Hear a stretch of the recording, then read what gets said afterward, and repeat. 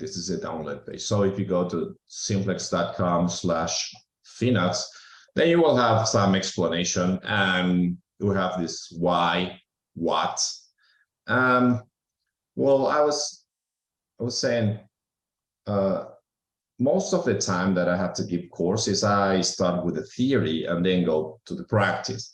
By the time that I get to the practice, most people attending, they get bored, they leave, they don't show up. So this time I'm going to start with the practice directly. So we're going to go through the tutorials here. Nevertheless, just first, why and what is FeenoX? Okay, it's a finite element solver, and the main feature is that it is cloud first, not even cloud friendly, it's cloud first. I will discuss why and how and the details next week in the theoretical part of the course.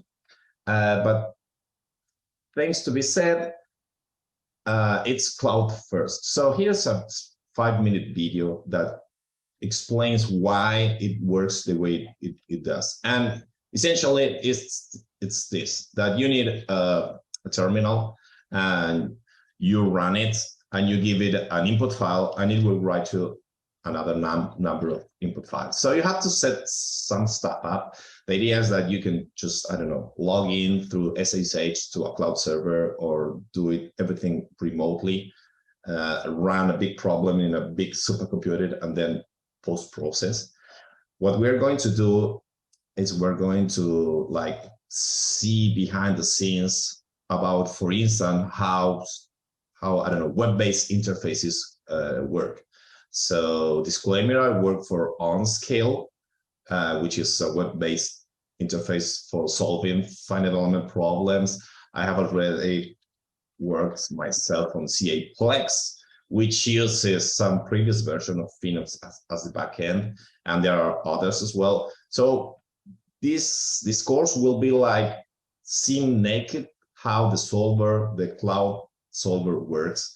We're going to do it manually, but the idea is that somehow there's some higher abstraction level where there's a UI, there's some manager that launches the cloud service, runs the simulations, and gets back the results. Now, this course is about seeing naked how the cloud solver works. Let's go to the tutorials. I don't know, guys, if you already went through the tutorials here at the index. The first tutorial is to set up the workspace. Essentially, this means that we have to run this on Linux. It can be compiled in Windows, but it's not worth it. Cloud servers means Linux essentially, so it's not worth it to spend any time trying to make this work on Windows. So this is how to set up everything, how to install FeenoX, so you have available to run it. You also will need Gmesh to run, and well, ParaView or some other examples. So I will assume that you already went through this tutorial number 0 and have everything set up. So then we can switch to the first tutorial. We're going to go through the first tutorial, which is a simple tensile test case, and the second one, which is like funnier, how to solve a maze using finite elements. Now, this is the text here. I will go through it. It's like very detailed because it's the first one. So there are a lot of things that get explained in detail. I will not go through all the details in this video, but then again, if you see the recording and well, you go through this page, you should be able to do everything that we are going to do. Here's a 1-minute video that shows exactly what we're going to do. I will go again. Essentially, yeah, so sorry, I have to go here and we have to clone the repository. Yeah, I already did. We have to clone the repository. And then we have to go into this directory where we have all the input files and whatever it's needed. So in this 1 minute video here, I will just reproduce it. I will first create a mesh for the case. So that's Gmesh running. I also already have the mesh file here. I will run FeenoX with this input file. Now it ran, we have a result, and then we can open ParaView with this VTK file to see the results. Right, and we have results.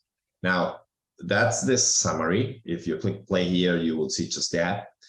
Now, the core of the tutorial is, well, we have to prepare an input file for FeenoX. Essentially, these are the lines that define the problem. It's a tensile test coupon specimen with a fixed face on the left and a load on the right.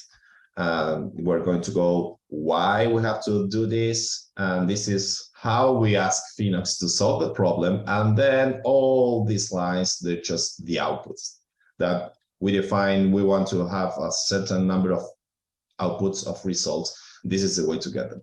So we're going to run Gmesh, FeenoX, and ParaView, and note that these three tools are free and open source. The importance of being free and open source, which is not the same free as in free speech, not as in free beer, it's not about price, it's about freedom, will be discussed next week in the theoretical part, right? But not only is FeenoX free and open source, Gmesh and ParaView, they are as well. And regarding the execution, so you can think about FeenoX as a transfer function, like in control theory, where you have FeenoX as a box and it will read input files, it will read mesh files, data files, input files with the definition of the problem. It will process them without any user intervention once you run it, and then it will write a number of files like post-processing files, or I don't know, individual numbers within files or whatever. So the idea is that you process input files, you get output files. Why is that? Well, because there are two reasons. So FeenoX is cloud first. Again, it's not even cloud friendly. It was designed from scratch to run in the cloud, and cloud means there are no UIs. So cloud means that you should be able to log remotely through a terminal, text only, or launch it through a script, do whatever the solver has to do and give you the results back. No UI. So the UIs, the user interface, will appear as a higher abstraction layer that will do what we're going to show manually in this tutorial. Well, maybe somebody comes up with an idea of how to create the input file, how to create the meshes, how to run FeenoX in the cloud, and how to read back the results to show them to the user.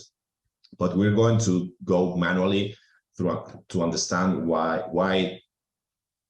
steps are needed in order to get there. And the second reason is that FeenoX was designed using the Unix philosophy in mind, which essentially is divide and conquer, do one thing and do it well. So writing solvers is very different from creating UIs. And well, it's better to keep those tasks separated. So here in section 6, we have some discussion about the Unix philosophy and why FeenoX works that way. We will get back again in the theoretical part. Let's start solving this problem. So what is the problem? We have this tensile test coupon. This face, which is magenta, will be fixed. This face, which is green, will have a total load of 10 kilonewtons. We know the cross-sectional area. The geometry is given as a step file, as a CAD file. We know that the Young modulus is equal to 200 GPa, and Poisson's ratio is 0.3, uniform throughout the specimen. What are the expected results? Okay, we are going to define that we want to show 5 results. So compute the displacement and stress distribution, create pictures of it, Now, we want to show that the specimen experiences elongation along the x-axis. That would be this axis right here through this length. And that there's a mild contraction in the other two axes. We have to show that. We have to check that the normal tension, the normal stress at the center of the specimen matches the solution, like force divided the area. We have to check that the reaction as at the fixed end matches the external force applied at the opposite face. And finally, we want to show that there are stress concentrations at the heads of the couple. How to solve this? First, geometry and mesh. Now, one important thing about FeenoX. The finite element mesh is not an input to FeenoX.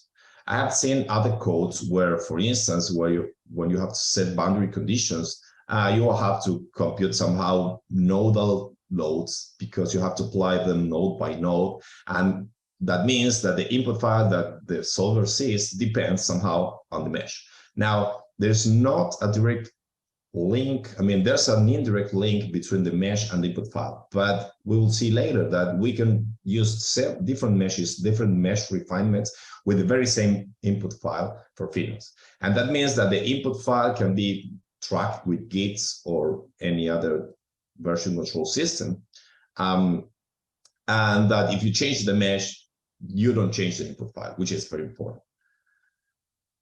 Now, in this case, the geometry is given as a step file, and it's a three-dimensional CAD. So in general, when we have a 3D problem, then material properties will be linked to volumes, and boundary conditions will be set at surfaces, edges, and or vertices.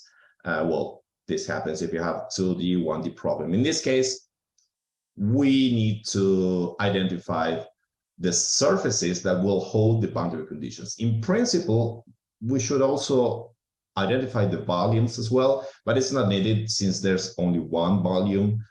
We already know that whatever material properties that we give will apply to that volume.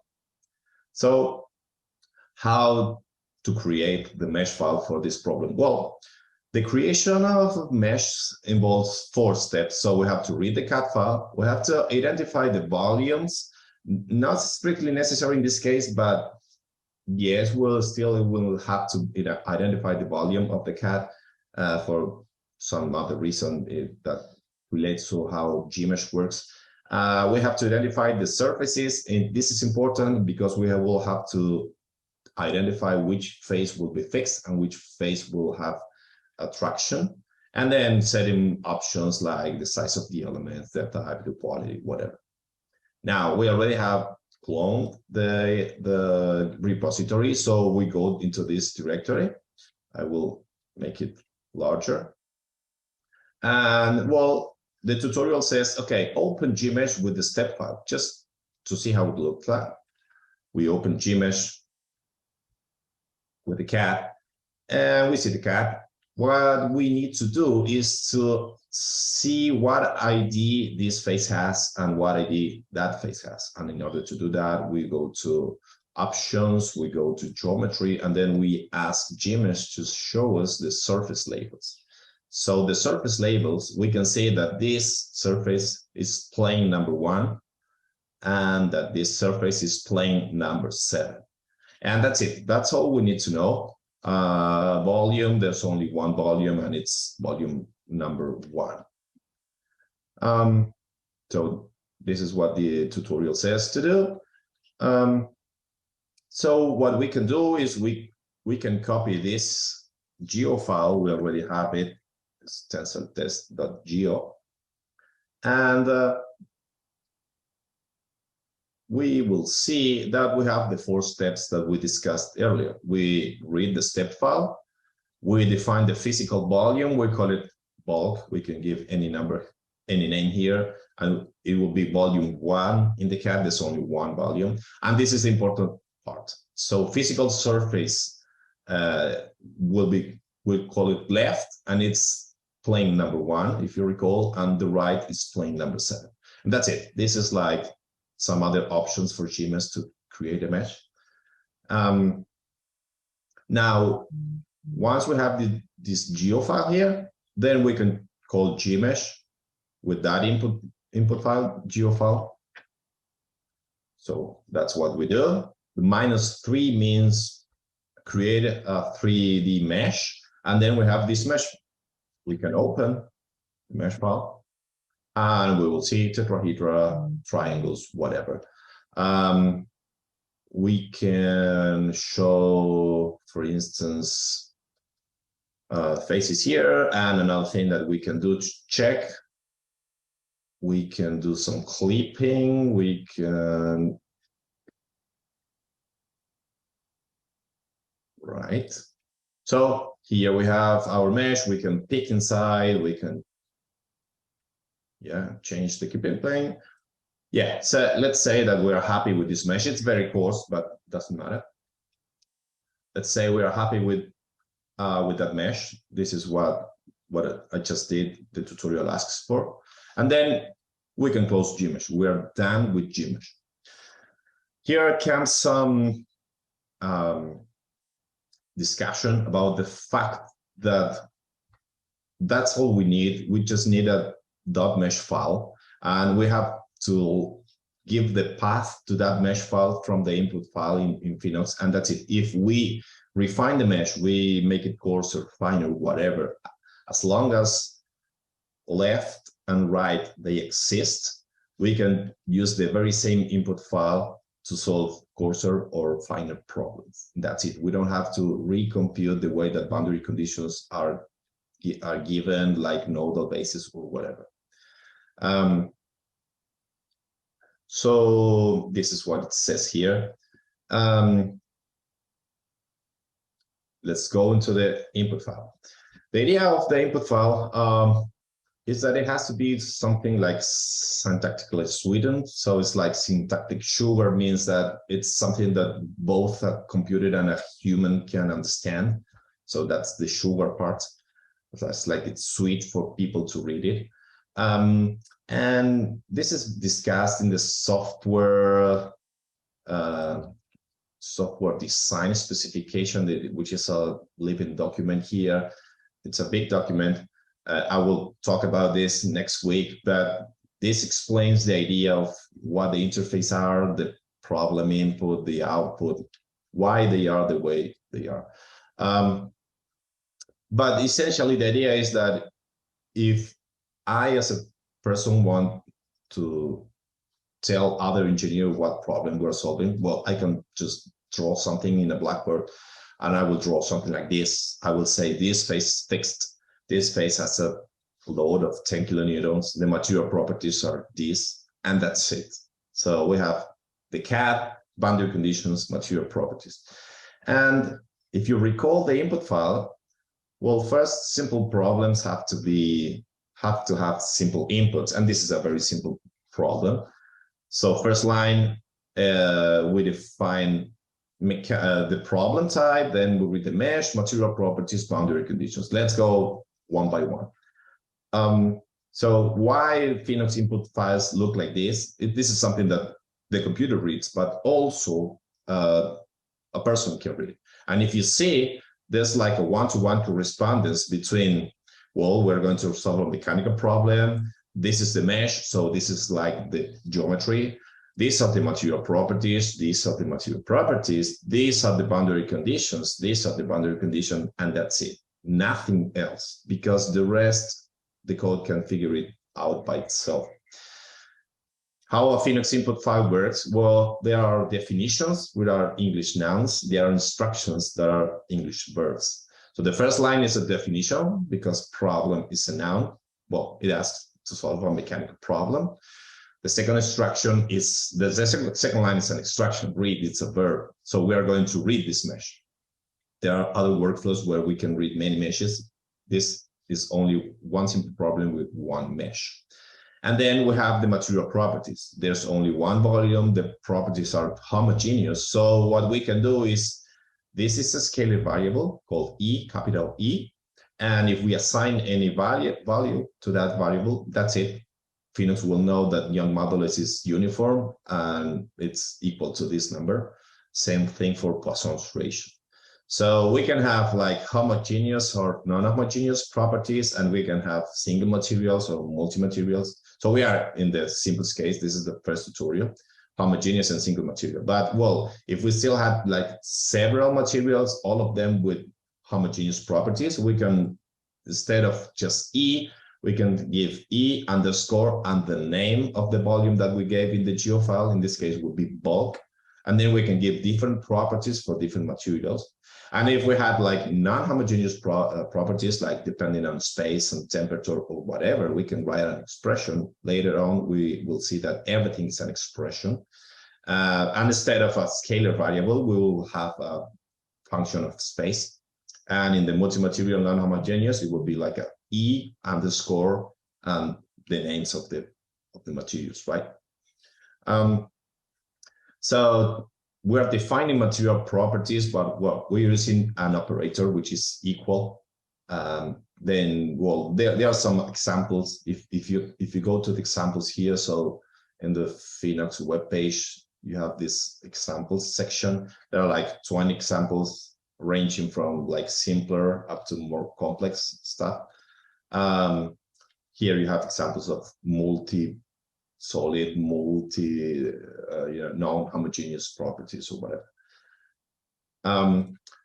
Another comment about the units. Well, the mesh defines the location of the nodes, and those are like numbers. But then we have to know if these numbers are, which are lengths, are in meters, millimeters, or whatever. In this particular case, we know that the mesh is in millimeters.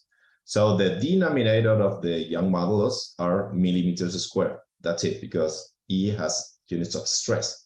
Now, if we use newtons for the loads, and the loads will come in the boundary conditions next, that means that the numerator of E is Newton. So E is expected to be in megapascals, which is Newton per square millimeter.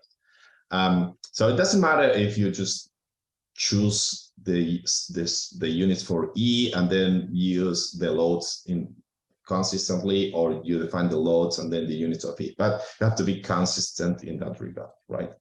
Another comment, everything is an expression. So for instance, if the Poisson's ratio instead of 0.3 was 0.333 1/3, it is perfectly good to write an expression here.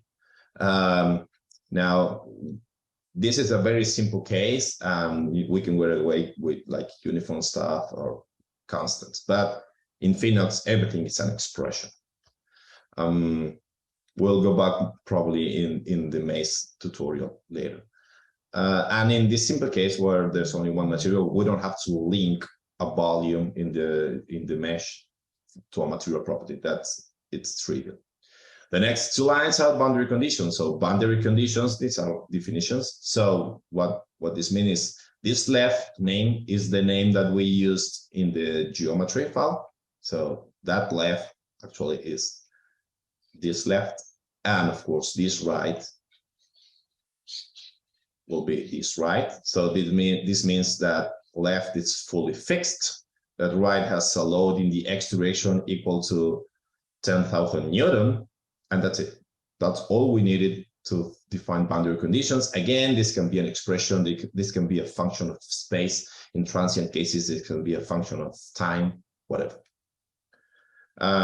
This is an example. For instance, if we wanted to set a boundary condition in the right, which a total for is equal to, I don't know, 5% of E, whatever units this number has, as long as you make sense, this is valid, and you can set this in FeenoX. Everything is an expression. And then we have the keyword solve problem. Most of the keywords, if you click them, there's a FeenoX manual and there's an explanation about what it does, how to use it, right? And then that's it. Those few lines are all that somebody needs in order to define a FeenoX problem. Then we go into the output. So now we just decided that we needed 5 outputs. And this is a Unix rule of silence. And if we didn't ask for any actual output using keywords, then we will get nothing. regarding some stuff, FeenoX is smart enough to know if, I don't, for instance, if you never use stress, it won't compute the stresses. But essentially, it will solve a system of equations. And if you don't ask FeenoX to write any output, you don't get any output. This has some rationale behind it. We can discuss it later next week. First result that we wanted is displacement and stresses. So we use this write mesh keyword to write a BTK file, which we can open in ParaView. And the content will be a vector with the 3 displacements. U is the displacement in the X direction, V in the Y, W in the Z direction. And then this sigma means von Mises stresses. Sigma X, Y, Z, and taus are the components of the Cauchy stress tensor. So this is written into a BTK file with this keyword. It's an instruction because it's a verb. And then we just write one line into the console. Then elongation and contraction. Okay, we're going to print stuff. So in this case, prints verbatim this string into the console. In this case, we are going to print verbatim this string, but also we are going to evaluate U, which is the displacement in the X direction, at the location 0, 0, 0. That's the center of the specimen in the geometry. We're going to evaluate V in this location, and we're going to evaluate W in this location. So the arguments are X, Y, and Z in millimeters, or in the units of the mesh, right? And you don't need to have a node at the location. You can evaluate these functions without the results of the finite element computation at any arbitrary location that you want. You don't need to have a node there. It will, if you have a node, it will use the node value. If you don't, it will interpolate and give you a result. Then the other point was we would like to check the normal tension at center. So at the center of the specimen, that's 0, 0, 0, 1, we're going to print sigma 1, sigma 2, and sigma 3. That are the 3 principal stresses. So hopefully these 2 will be near 0, and this one should match the analytical solution. We will have to check the reactions. If you don't ask FeenoX to compute the reactions, it won't compute the reaction. So we need an instruction, compute, it's a verb. So we're going to compute the reaction at surface left. We're going to store the result in this vector, which is called R left. So we are going to print this is a vector. We should see 3 components of this vector. Finally, show stress concentrations. Yeah, well, we know that the coordinates of those corners of the coupon are these. So we're going to print von Mises stress at that location. We don't have a function for Tresca, but since everything is an expression, we can compute Tresca stress like subtracting sigma 3 from sigma 1, and that's what we do here. And then we print the stress tensor like sigma X, sigma Y, sigma Z, and all the taus like in a 3-3 matrix. That's it. That's the explanation of the whole input file. Some notes before running quickly. So the input file should be clean and as a whistle. It's syntactically sugar. We have prints, we have write mesh, we have BC solve problem. It should be like if somebody reads this, it should be pretty straightforward to figure out what problem we're solving. And I encourage you to review that in other solvers because that's not always true. Nouns are definitions and verbs are instructions. Definitions are like defined at parsing time, and instructions are executed in the order of appearance in the input file. Simple problems need simple inputs. This is not also true in many other codes that I have seen. This is a simple problem. It has a simple input. There are examples in these cases, and there are, well, if you go also to the GitHub repository, there are some tests here that can get pretty complex. So simple things should be simple, and complex things at least should be possible. Everything is an expression. Whenever a numerical value is needed, any expression can be given. And well, the input file should match as much as possible, or a paper or Blackboard formulation of the problem. That's particular. There's this case here where you have a problem. This is an FM benchmark test, and then you can do a one-to-one correspondence between the paper formulation and the input file that you will feed into FeenoX in order to solve this problem. Once again, the mesh is the output of Gmesh, and we only refer it through the name. There are some other more complex cases where we can add like command line expansion or macros to read several meshes or whatever. We're not going to go through those workflows right now, but this keeps the input file of the solver clean and trackable by Git or whatever you want to use. The mechanical properties are uniform, so that simplifies a lot. We have special variables E and no. We assign them values, and that's it. So a keyword fixed for boundary conditions is equal to U equals 0, B equals 0, W equals 0. So fixing individual degrees of freedom. We have to give an explicit location where to solve the problem. Maybe we can relax this thing in future versions, but for instance, we cannot compute a reaction before we have already solved the problem. So that's why we have an explicit location where to solve the problem. Then we create a VTK format with, well, the displacement vector, the von Mises stress, the components of the Cauchy stress tensor, and some of the results are printed to the terminal. Here, if you go to the web page, you click here and then you see the mimic of the terminal. We already did that. We have our terminal here. We already created the mesh file. So let's open again just to see how it looks. The input file, again, this is the definition of the problem, solve problem, and all these lines are like the outputs. Now we run this again, and it should give us the results. So again, these outputs are given by this print instructions here. So, well, this says nothing. Displacement in X at the origin is positive. That means elongation in the X direction. And the other two are negative. So contraction in the Y direction and even a milder contraction in the Z direction. That's expected. The principal stress at the origin, well, the solution is 100 megapascals. So in the X direction is this number, which is like essentially right. And the other two components of that reaction are near zero, right? This is fine. So the reaction of the left surface, this is the vector that has three components. These were the three principal stresses. So the component in the X direction is minus 10,000. That's right. And the other components are 10 to minus 5, which is like essentially true up to floating point precision. Stress concentrations are the corner of the coupon. So von Mises at this location is 138, which is like larger than 100. Tresca is similar, and the stress tensor looks like this. So we confirm the 5 results that we chose to show, right? So this is a mimic. And finally, we open ParaView with the ETK file. And then we can see here, this is sigma. This is the distribution of the von Mises stresses, surfaces with edges to see where the nodes are, what the elements are. We can filter over the displacement to check for the displacement, right? This is standard.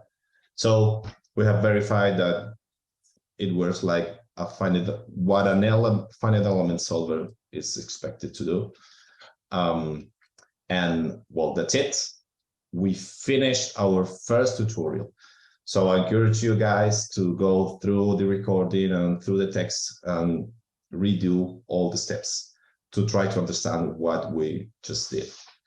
I will drink some water here, and then we can go into the second tutorial if we have time. I don't know how much time we have left. Around 25 minutes. Oh, we're even more. We have a lot of time. Yeah, even more. So once we understand what's going on with FeenoX, let us do something funny. Let's assume that we are Homer Simpson and we want to solve a maze on a placemat.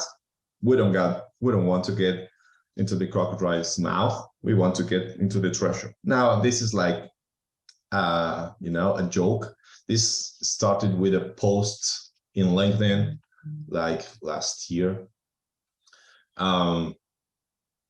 So it was how to solve a maze without AI. If you see here, well, it has 4,500 likes, has like over 300 comments, a lot of free posts, probably 500,000 views. Here. But well, this started with this, and how it works. Well, we're going to solve a maze without using artificial intelligence. There are other maze-related posts here, and if you ever get to see some posts, let me know so we can update this list. Now, the summary of this tutorial we are going to create and download a random maze online. There are web pages where you can create mazes, random mazes. We're going to create a finite element mesh. Just let me. Using Gmesh, and we're going to solve the Laplace equation. We are going to exploit the elasticity of the Laplace equation. So we're going to set a boundary condition on the unknown of the Laplace equation equal to 1 at the inlet, 0 at the outlet, or whatever, two different numbers. And the trick is that we're going to set 0 flags, so 0 normal derivative everywhere else. And the thing is that the solution of the maze will be given by the gradient of phi. How to solve this? Pretty easy. So we're going to, instead of mechanical in the last tutorial, we'll solve a mechanical problem. We're going to solve a Laplace problem. And instead of a 3D, which is the default, we're going to solve a 2D problem. We're going to read this mesh. So the trickiest part will be to build this mesh with the maze that we want to solve, and then two boundary conditions. At start, phi will be equal to 1. At the end, phi or phi, I don't know how you pronounce this, is going to be equal to 1, and then solve the problem. And the solution, it's the gradient. Maybe this is slightly tricky. So we are going to write a mesh, not a VTK this time, but a mesh file. So we're going to post-process with Gmesh as well. And we will write two fields in this mesh file. So one will be a vector.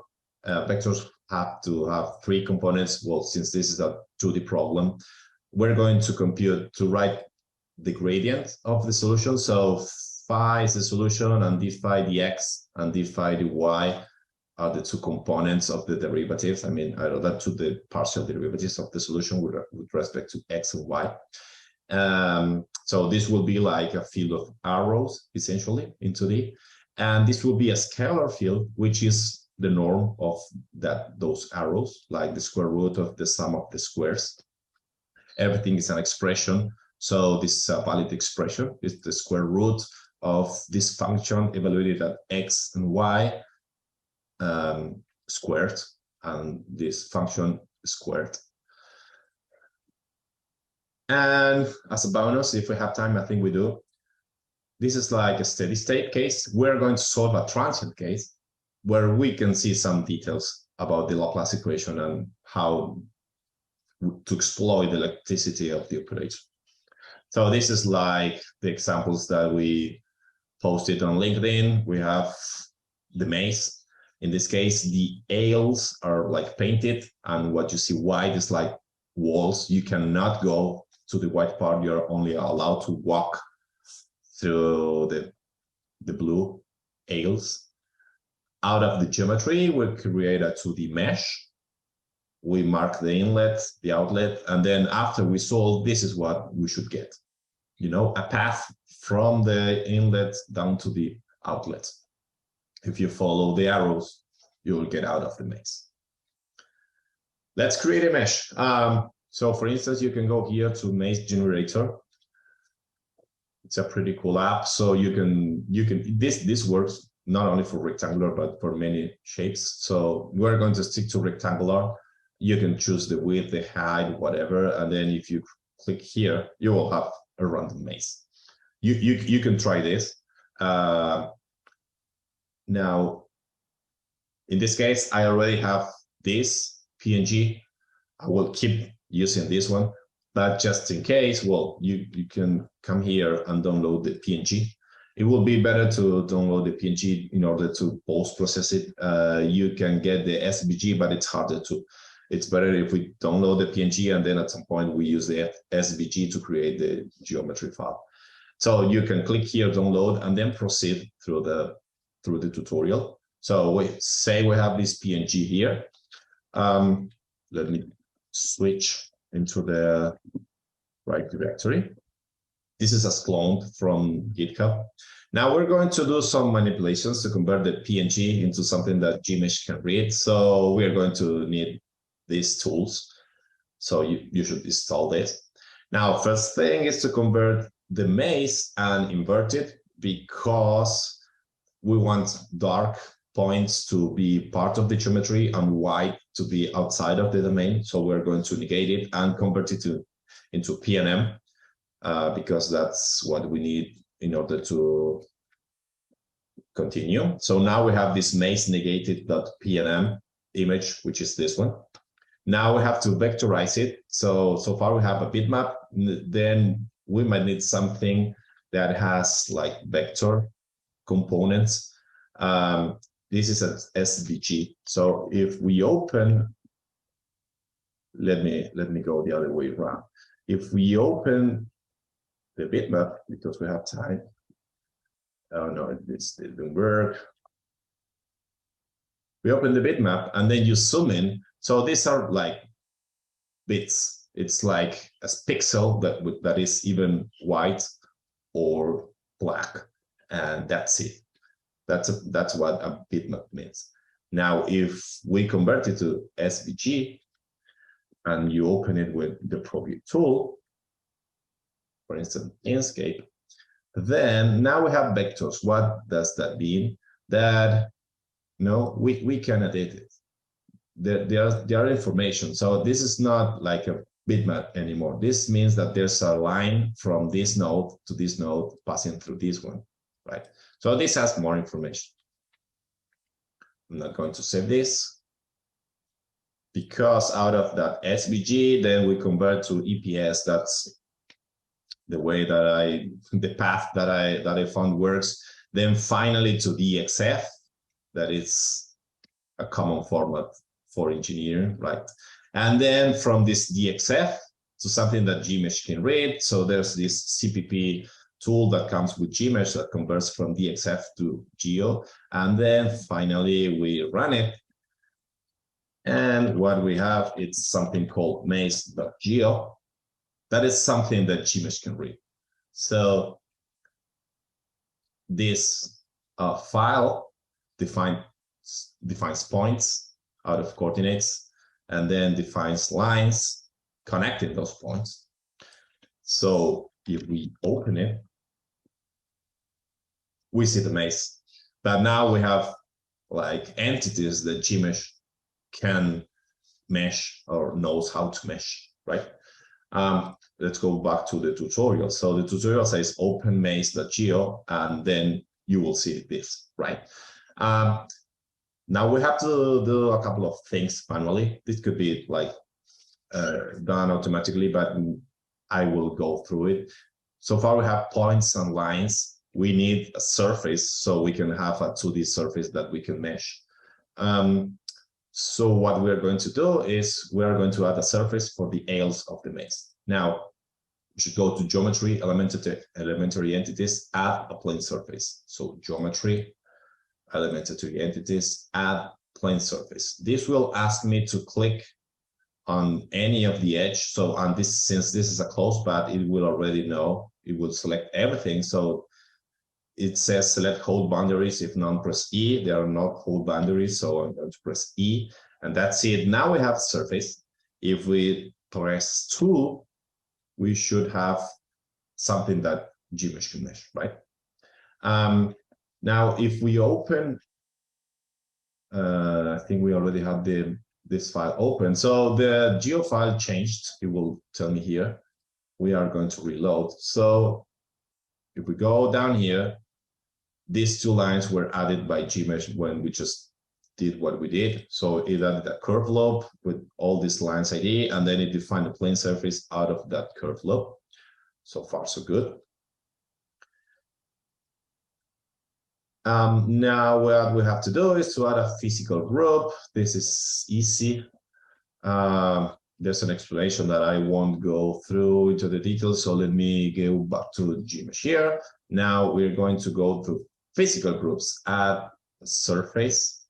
We're going to click somewhere, everything gets painted red.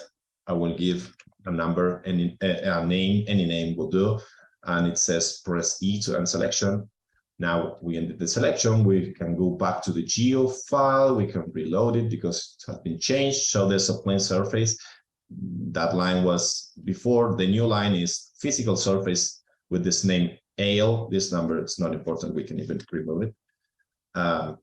It's physical surface 1 will be known with the name AL. We are not going to use this name, but we need it in order for Gmesh to work. Then we can continue here. Now, this is the important part. We have to set which edges will be the start and which edges will be the end. Well, one edge will be start, one edge will be the end. So for some reason, I cannot click on the curve because I somehow updated my libraries and clicking stopped working here. But if we go to physical group, add curve, and then click here, I mean, I can click it, but it doesn't work. As in the tutorial here, you will get a red edge, and then you can put a name here. Now, what I'm going to do, I'm going to ask Gmesh, very much like we did in the CAD, to tell me the ID of this edge. So I'm going to geometry, and I'm going to add for curve labels. Now you will see here that this line, this edge here is 584, and that's what I need. So we can go to the editor here, and it says physical curve start. This number doesn't matter. It was 584, I think. 584. Same thing goes down to the exit. It's 278. Here we already have the explanation of what I'm doing. So, well, this is the same maze, so 278. We can just copy this line at the end, and that would be it. Once we finish this maze.geo, which was automatically converted from the PNG up to this line, then we added these few lines to complete the description, and that's it. We can close the geo. We can call Gmesh from the command line to create a 2D mesh, and that's it. This is a very fine mesh. I mean, I can show you how to change it. So this is very fine mesh. We can change. We don't need this level. Just to illustrate, we can change the level of refinement by changing this LC. Instead of 1, we can put 5, and then we run again Gmesh, and then we open the mesh again, this cursor. I mean, whatever, we can make it slightly finer or whatever. Any level of refinement will be fine. Let's say that we're good with this. So the tutorial says, okay, now we're going to solve this equation with these boundary conditions. Create an input file for FeenoX with this. We already discussed. Problem Laplace, read the mesh maze that we just created, set the boundary conditions, solve the problem, and write these results. So let's do that. Should be pretty quick. And that's it. We now have a mesh file, which is called maze solve with the solution. Now let's open, and nothing else. Remember the Unix rule of silence.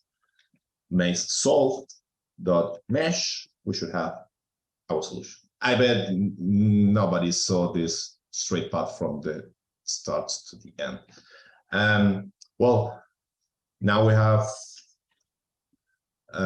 these two fields. So this field is the square root of the sum of the components. This is a scalar view, and this is a vector view. It's like the arrows of the gradients. Everywhere else, the gradient is like very small.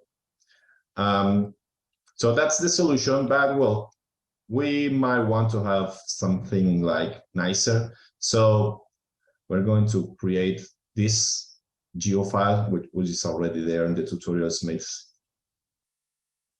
big the geo. What it does is changes the size and it rescales the ranges. So if we run it, it will disappear because we created a PNG and then exit. So we can open the PNG.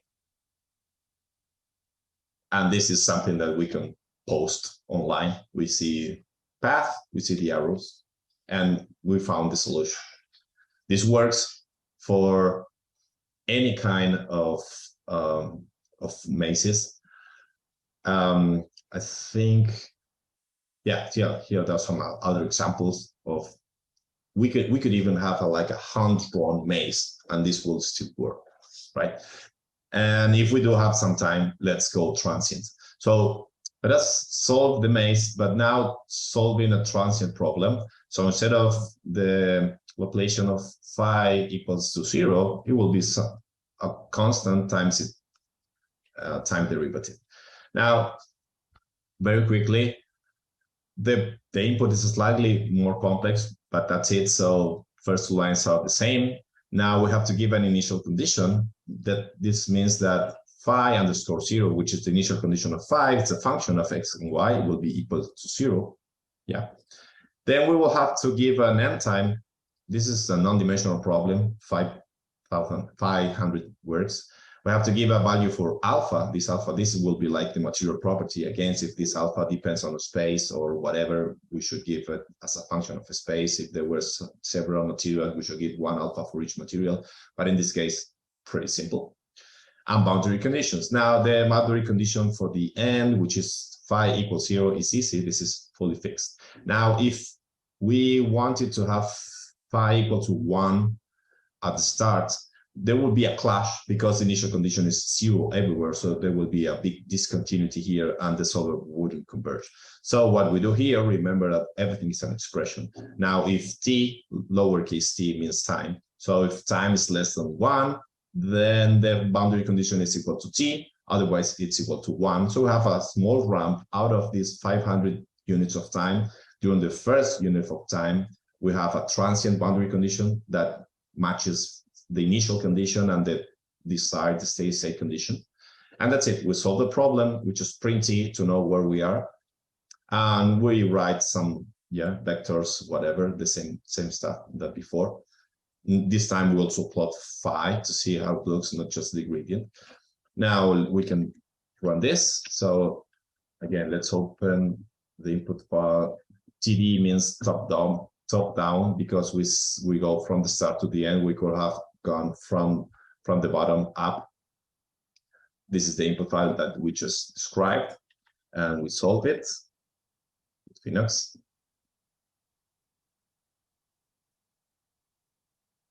Maze run td.phi, and it's solving. We're printing t. Whenever we see 500, we know we're done. Of course, this is time adaptation true. So the closer we are to the steady state solution, the larger the time step will be. And now we reached 500. That's it. Now we have, if you recall the input file, we have written a mesh file, which is mesh-tran td. So it's a mesh file that has not just the mesh, but all the distribution of phi, of the gradient and the vectors for each of those time steps that the code took. Now we can open it with Gmesh.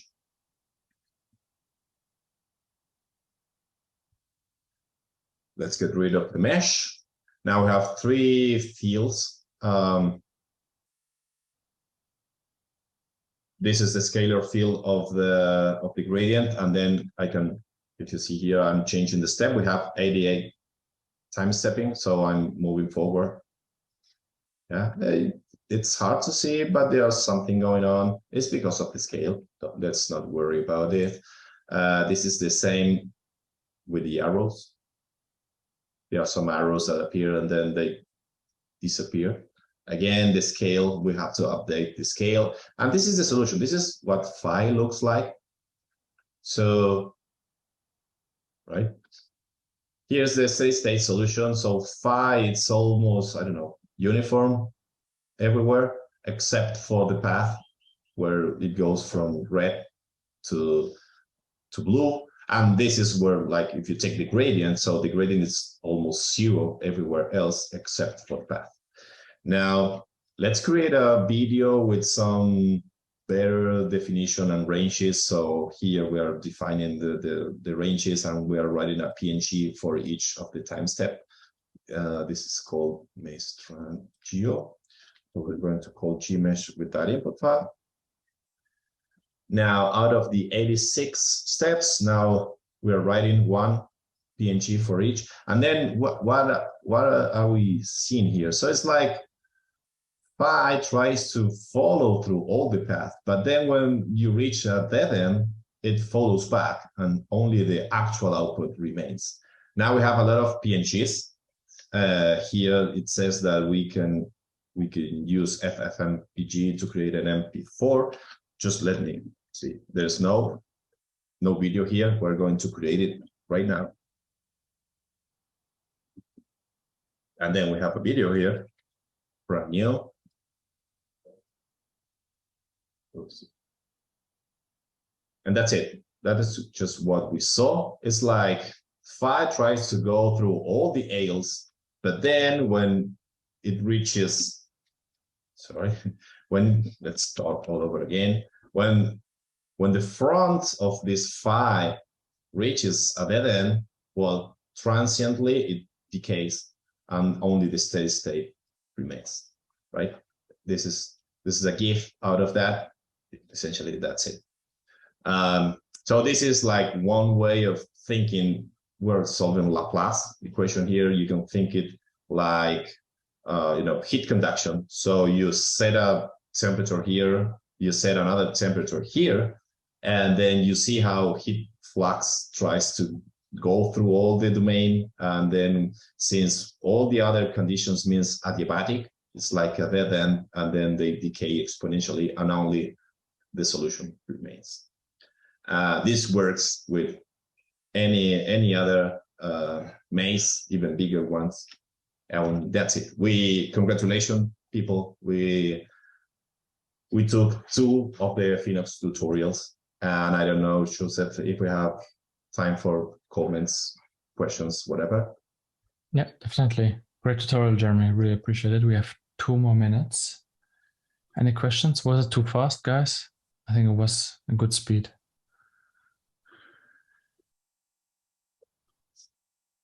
Well, I urge you to browse to the FeenoX webpage, read why FeenoX, what is FeenoX, and some examples here. There are more examples, annotated examples here. Yeah, we'll have these tutorials. I will add more in due course. And we have documentation here. There are explanation of what the design basis is, how it works, and we will go through some of these ideas of the design and why it works that way next week with a more theoretical part about cloud first finite element tools.